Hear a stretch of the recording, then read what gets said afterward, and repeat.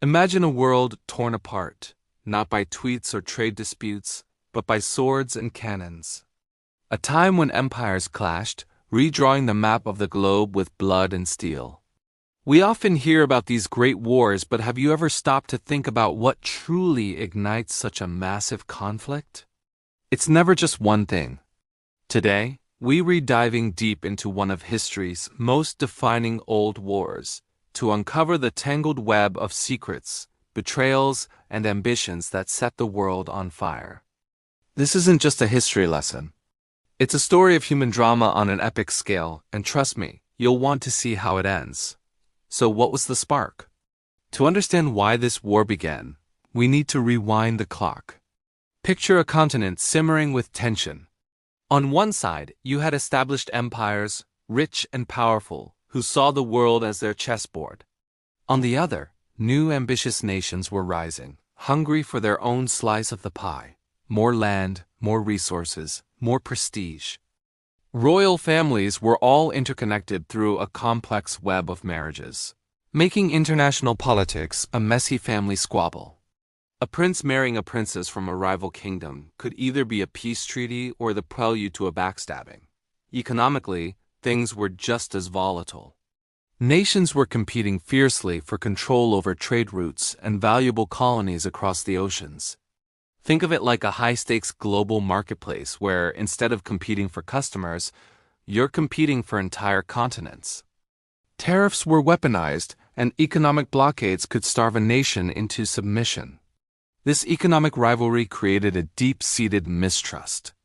Everyone was watching everyone else, paranoid that their neighbor was getting a better deal or plotting to cut them out of the action entirely. And then there was the powder keg of nationalism. People began to identify more strongly with their nation, their language, and their culture than ever before. This patriotic fervor was a double-edged sword. It unified people within a country, making them willing to fight and die for their flag. But it also made them see other nations as the other, as rivals, or even as enemies. Propaganda posters and fiery speeches painted neighbors as villains, stirring up public anger and making war seem not only necessary but glorious. Small border disputes that could have been solved with diplomacy were now seen as insults to national honor, demanding a military response.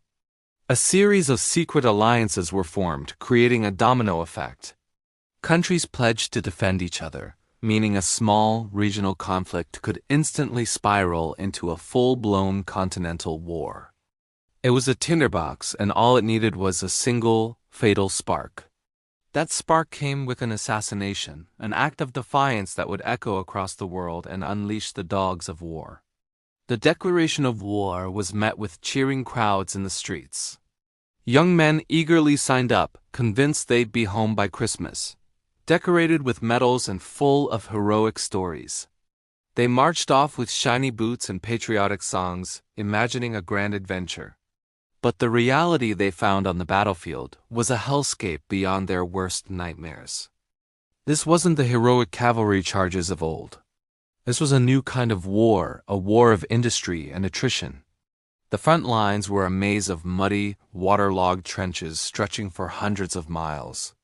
Soldiers lived in these ditches for months on end, surrounded by filth, rats, and the constant stench of death. The space between their trench and the enemy's was called no man's land, a barren wasteland of craters, barbed wire, and the unburied remains of fallen comrades.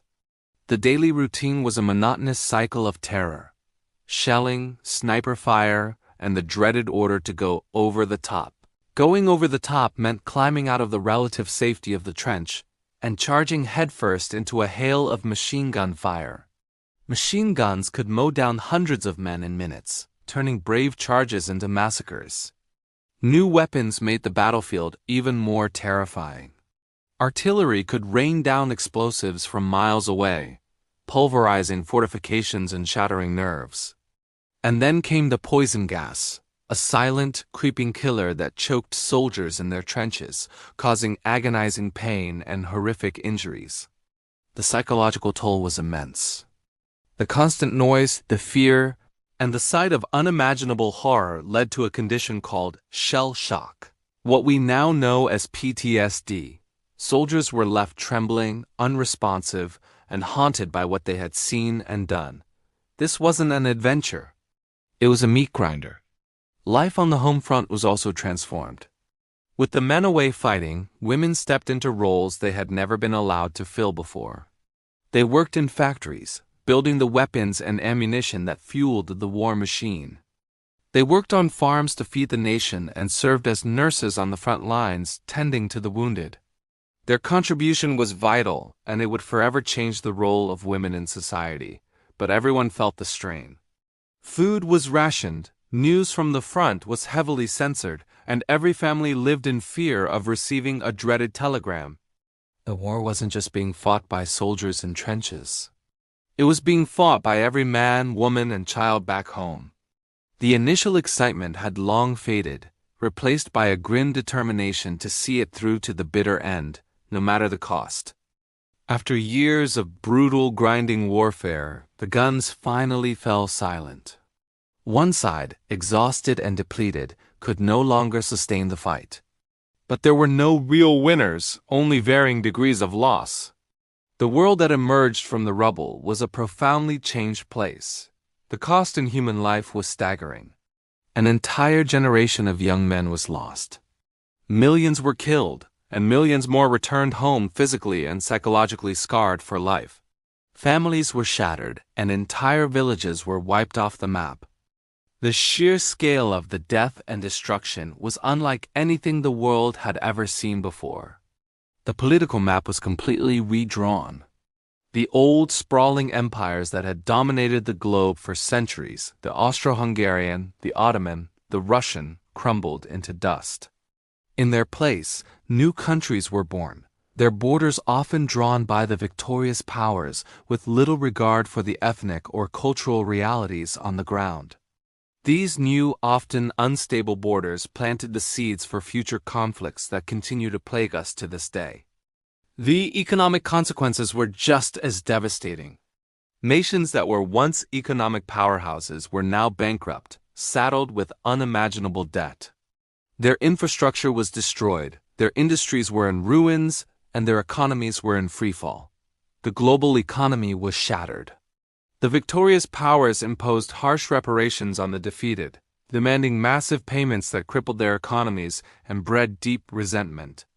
This economic punishment, intended to prevent the losers from ever rising again, instead created a fertile ground for extremism and a desire for revenge.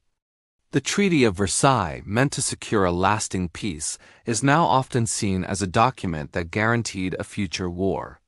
The terms were so punitive and humiliating for the defeated nations that they fostered a powerful sense of injustice. Instead of healing the wounds of war, the peace treaty poured salt on them. It created a legacy of bitterness that would fester for 2 decades before erupting into an even more destructive global conflict. The so-called war to end all wars had done nothing of the sort. It had merely set the stage for the next, even bloodier, chapter in human history. The world had learned a terrible lesson about the true cost of war, but it seemed it was a lesson it would have to learn all over again. So as we look back at the ashes of this old war, what can we take away from it? It's a powerful, tragic reminder that war is never simple. It's a perfect storm of political ambition, economic greed, and nationalistic pride.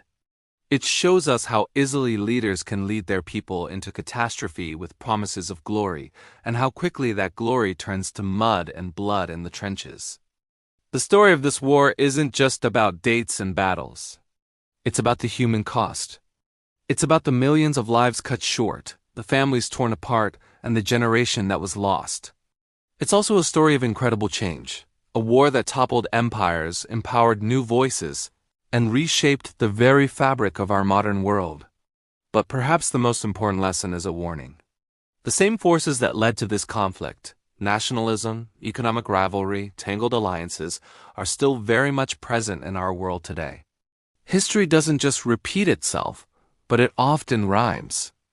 By understanding the mistakes of the past, we can be more vigilant about the dangers of the present. We can choose diplomacy over aggression, understanding over prejudice, and peace over conflict. The memory of these soldiers who endured the unimaginable demands that we try. Thank you so much for joining me on this journey into the past. If you found this story as compelling as I do, please hit that like button and subscribe for more deep dives into history. Let me know in the comments what other historical events you'd like to explore together. Thanks for watching, and I'll see you in the next video.